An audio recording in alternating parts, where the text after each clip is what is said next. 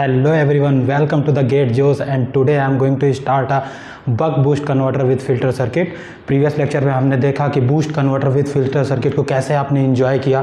जैसे हमने बक को एंजॉय किया वैसे ही हमने बूस्ट को ही पढ़ा। कुछ भी अलग इनोवेशन करने नहीं गए हैं ताकि आपको ईजी वे में याद करने में आसानी हो।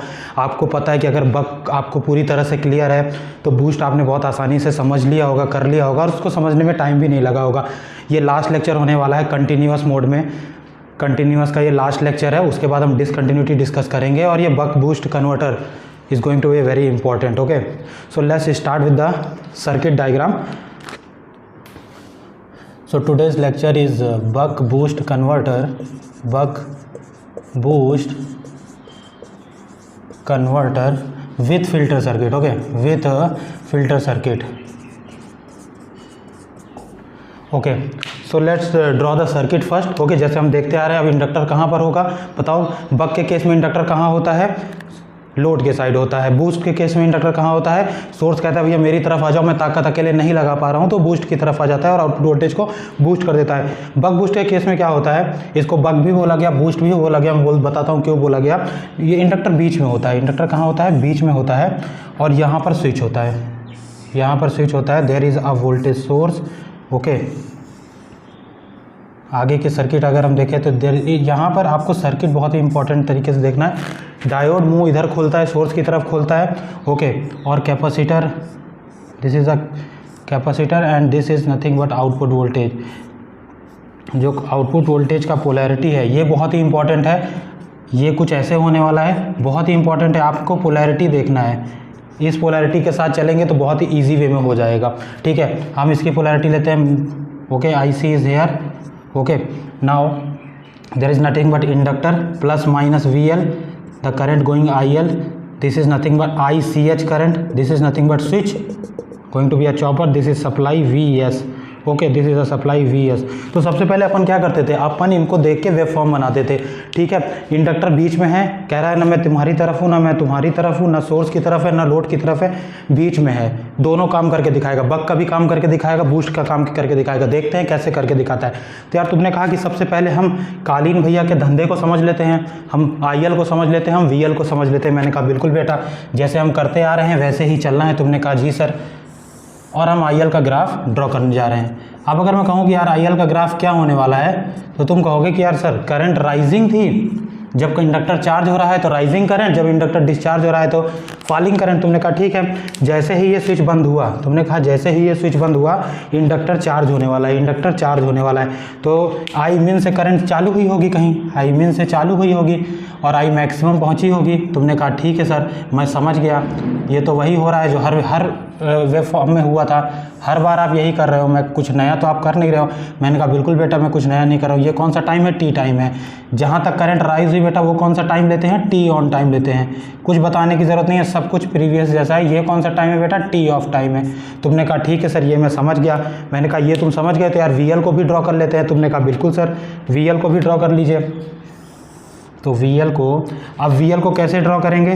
देखो जैसे करते आ रहे हैं। सबसे पहले क्या हुआ? स्विच बंद हुआ, इंडक्टर चार्ज हो रहा है। जब इंडक्टर चार्ज हो रहा है तो क्या VS ही VL है?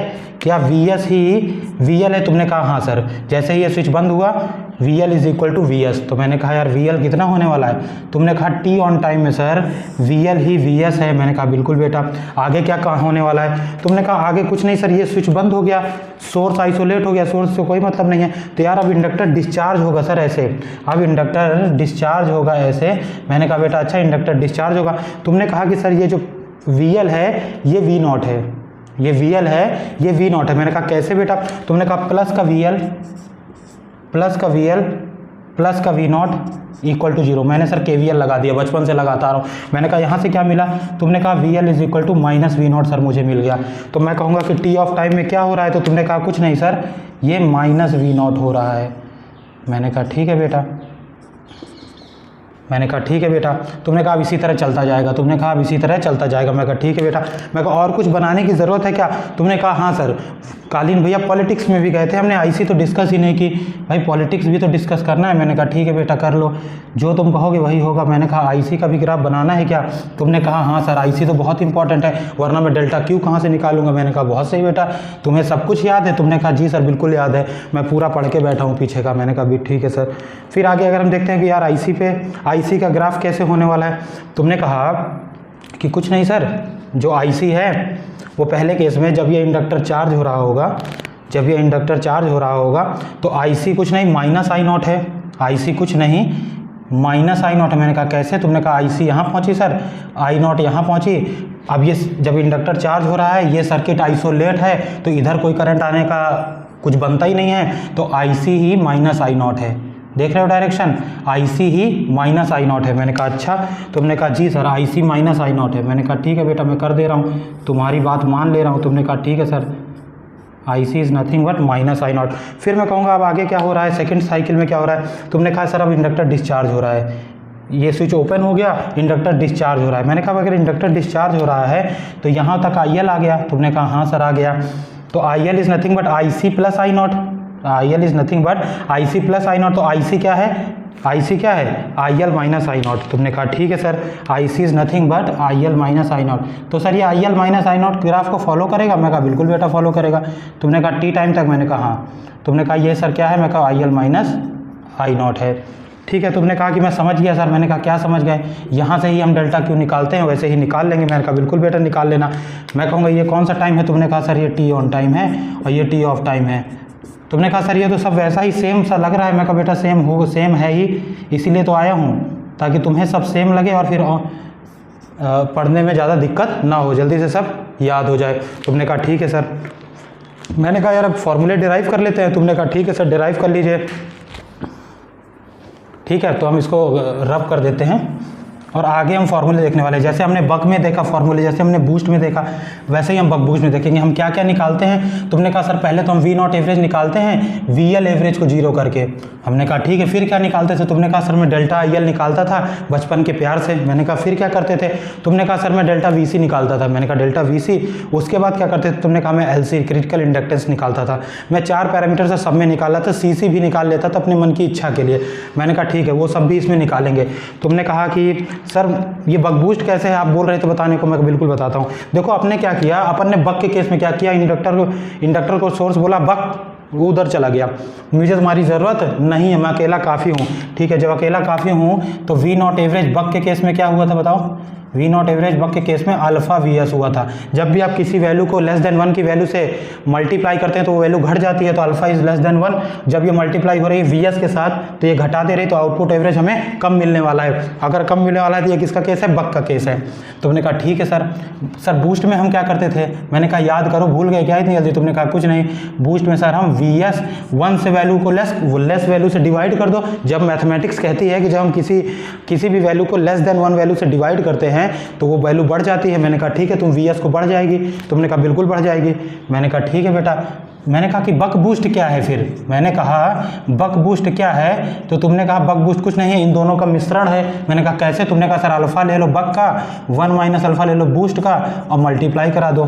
तो मैं कहा यार ये तुम जो इस तरह ले रहे हो तो क्या ये बक का भी काम करेगा, बूस्ट का भी काम करेगा? तुमने कहा हाँ, ये डिपेंड करेगा अल्फा की क्या वैल्यू आप चाहते हो। मैंने कहा ठीक है, मैं अल्फा की चाहता हूँ कि 0.3 ले लूँ। मैं चाहता हूँ अल्फा लेस देन 0.5 मतलब 0.3 ले लूँ। तो अगर तुम यहाँ 0.3 रखोगे तुम 0.7 मिलेगा, यहाँ 0.3 है तो 0.3 डिवाइड बाय 0.7 समवट 3/7 और 3/7 लेस देन 1 आने वाली है। अब अगर लेस देन 1 वैल्यू, ये जो वैल्यू है अगर 0.5 के लिए लेस देन 1 आने वाली है तो less than 1 value V S से मल्टीप्लाई करके घटा देगी तो ये बक का काम कर रही है। तो अल्फा लेस देन 0.5, अल्फा की जब वैल्यू आप 0.5 से लेस लेने वाले हो तो ये कैसे बिहेव करेगा?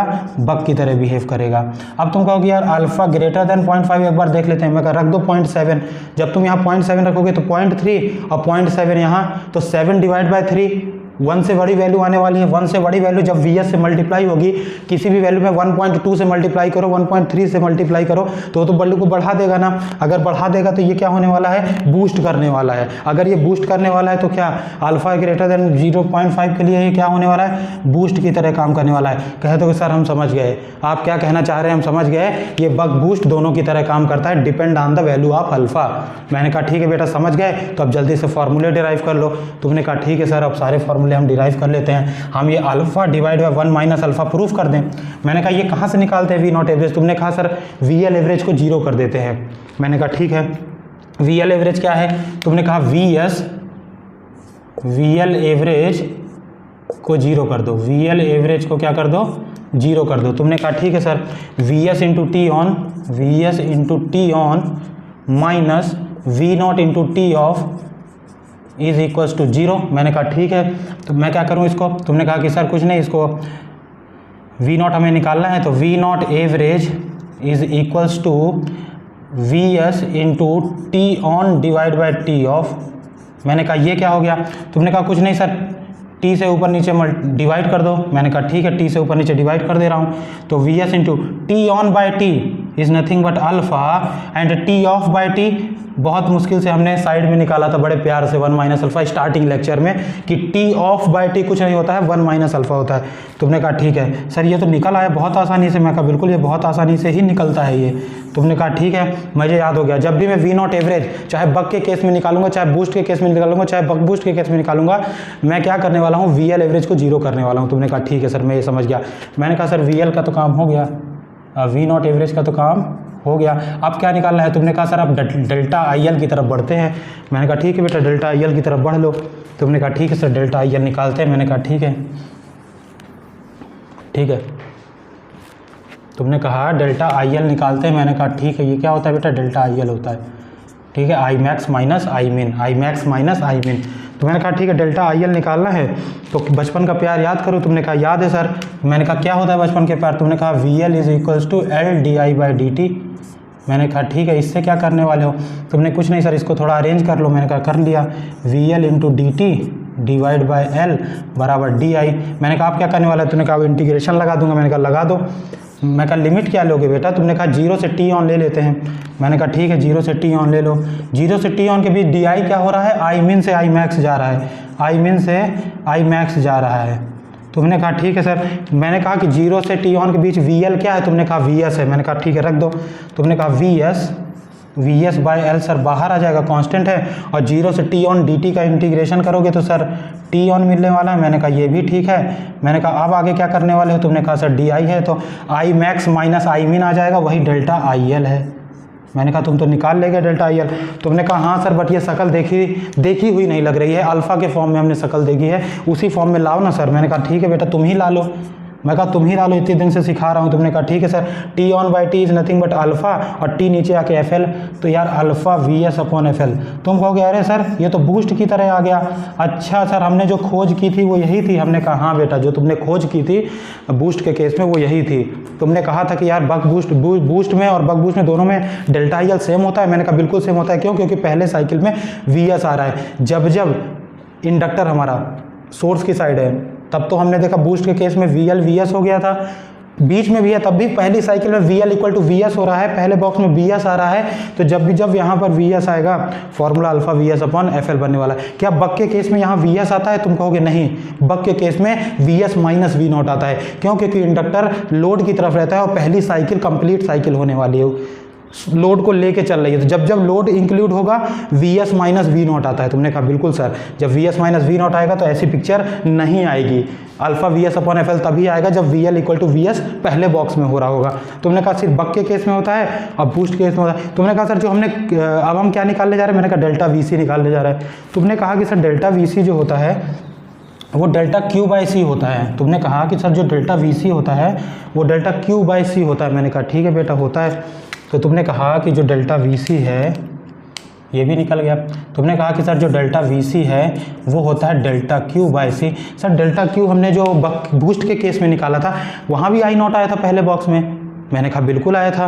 तुमने कहा था कि जब डेल्टा क्यू निकालेंगे तो अगर एरिया यही ले रहे हो तो बूस्ट में भी यही एरिया आप लिए थे। मैं कहा हाँ यही एरिया लिया था, पहला एरिया ले लिया था टी ऑन। तुमने कहा फिर यहाँ भी वही केस आने, वही फॉर्मूला डिराइव हुआ।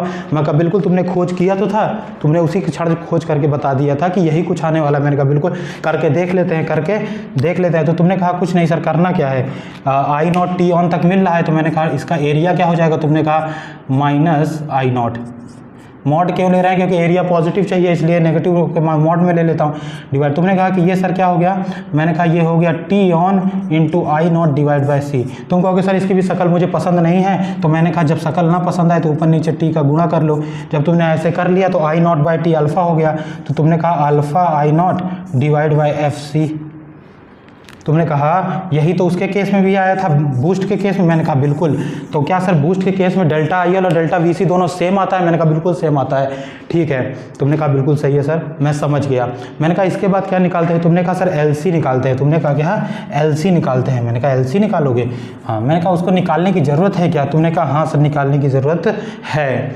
मैंने कहा ठीक है बेटा, एलसी भी निकाल लेते हैं। मैंने कहा जो तुम कहोगे वो निकाला जाएगा। तुमने कहा ठीक है सर।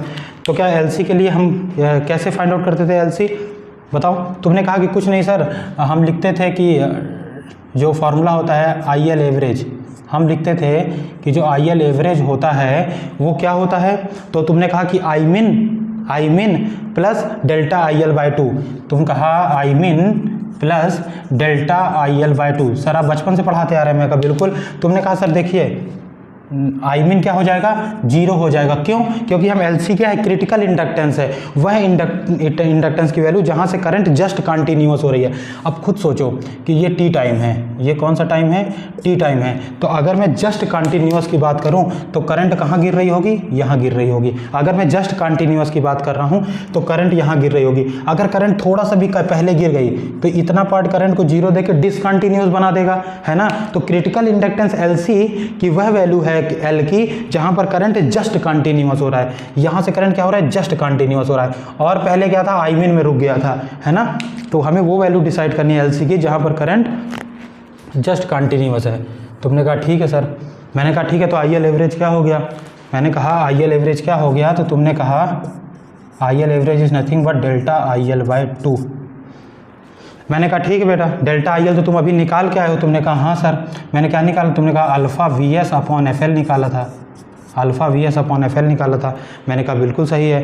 मैंने कहा अब आगे क्या करने वाले हो? तुमने कहा कुछ नहीं सर, अब मैं आई एल एवरेज को ऐसा कुछ बना दूँ कि वी एस आ जाए, फिर वी एस कट जाता था और आर आ जाता था। आर तो पिक्चर में है ही नहीं। आर कब आएगा? वी नॉट बाई आर से आएगा जब आई नॉट क्रिएट होगा।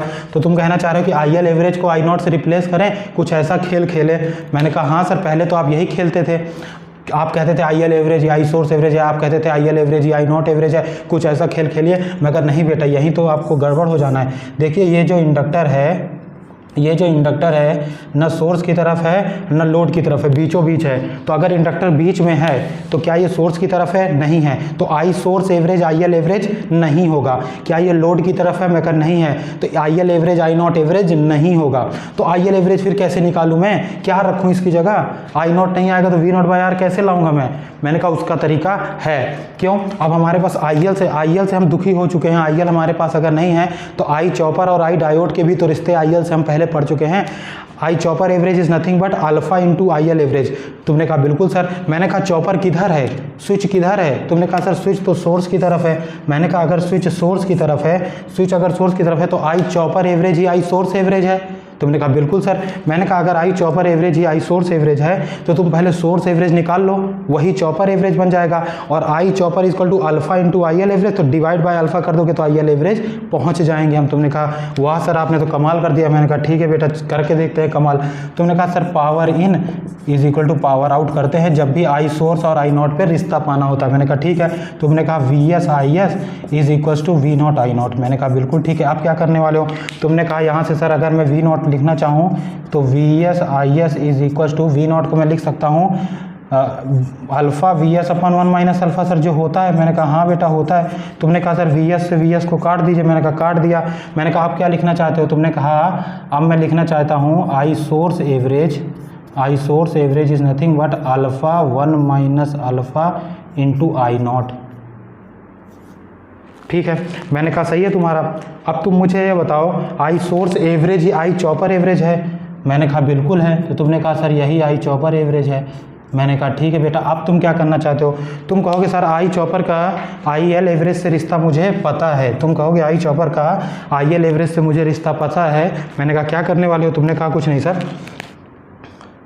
आई chopper average is nothing but alpha into I L average.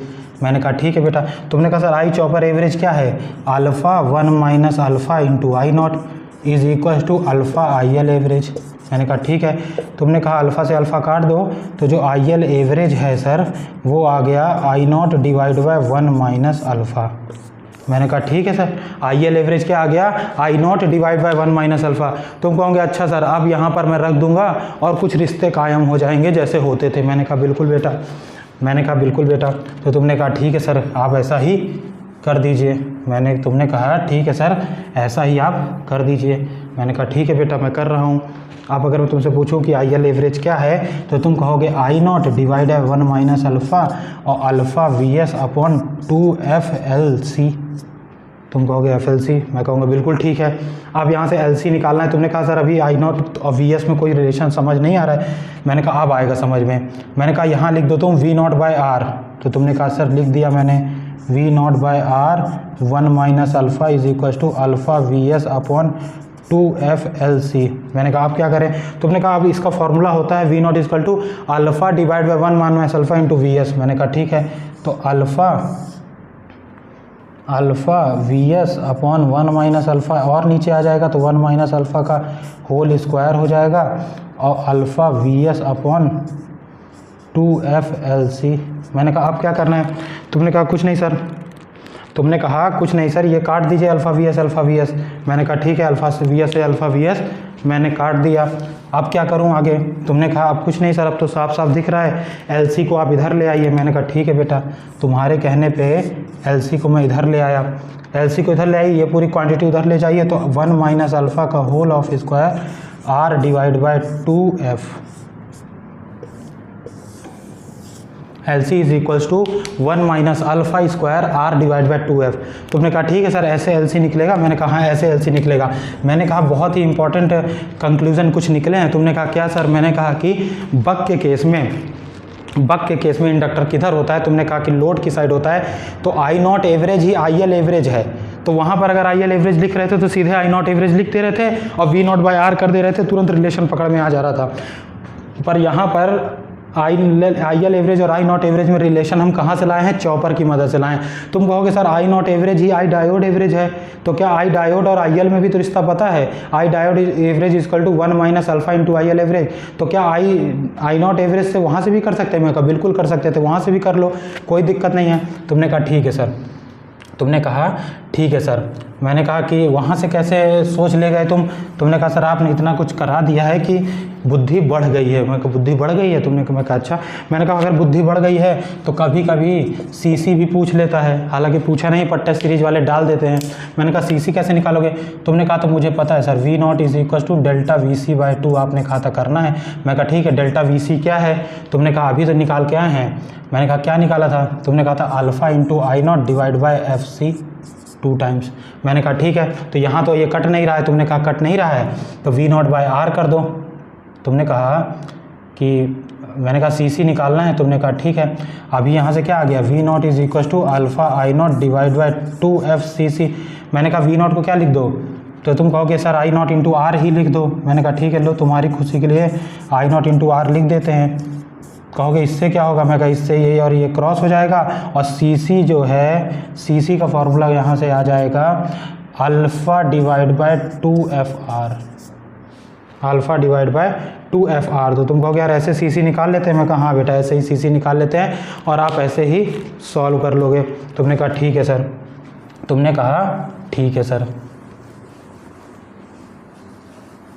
ठीक है, तो ऐसे करके ये डिराइव हो गया। तो क्या बग बूस्ट ख़त्म हो गया है? हाँ, बग बूस्ट आपका ख़त्म हो गया है। और इसी मैनर में आपको आगे जो लेक्चर आने वाला है वो डिसकंटिन्यूअस में डिस्कस करने वाला हूँ। उसके बाद हम प्रीवियस ईयर क्वेश्चन सॉल्व करेंगे चॉपर पे। आज से कंटिन्यूअस पार्ट चॉपर का ख़त्म हो चुका है। और मुझे लगता है कि अगर आप बग बूस्ट इसी वे में अगर आप पढ़ लेंगे तो क्वेश्चन में बिल्कुल भी दिक्कत नहीं आने वाली है। I promise to you guide कि बिल्कुल भी दिक्कत नहीं आने वाली है अगर आपने इसी वे से रिवाइज कर लिया। ठीक है, तो हम लोग नेक्स्ट लेक्चर में मिलते हैं जो कि डिसकंटिन्यूअस होगा। और आप लगे रहिए बस मेरे साथ, और बहुत ही बेस्ट होने वाला है यार। पावर इलेक्ट्रॉनिक्स बहुत ही अच्छे तरीके से होने वाली है, एग्जाम में बहुत ही आसानी होने वाली है आपको। ठीक है, okay, thank you. I hope you enjoyed the session. Thank you.